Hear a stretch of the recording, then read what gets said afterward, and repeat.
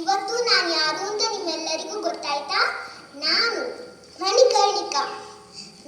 ಹೌದು, ನೀವೆಲ್ಲರೂ ಸರಿಯಾಗಿ ಗುರುತಿಸಿದ್ದೀರಾ.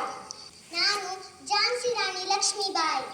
ನವೆಂಬರ್ 19, 1828ರಲ್ಲಿ ವಾರಣಾಸಿ ಮರಾಠ ಕುಟುಂಬದಲ್ಲಿ ಜನಿಸಿದೆನು. ನನ್ನನ್ನು ಎಲ್ಲರೂ ಮನು ಎಂದು ಕರೆಯುತ್ತಾರೆ.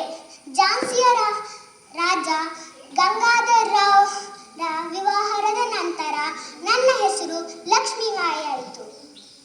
ನಾನು ಕಲಿತಿದ್ದ ವಿದ್ಯೆಗಳು ಬಿಲ್ಲುಗಾರಿಕೆ, ಕತ್ತಿವರಸೆ, ಕುದುರೆ ಸವಾರಿ.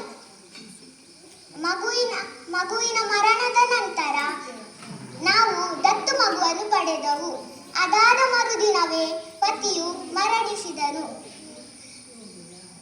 ಆ ಸಂದರ್ಭವನ್ನು ಬ್ರಿಟಿಷರು ಉಪಯೋಗಿಸಿಕೊಂಡು 1800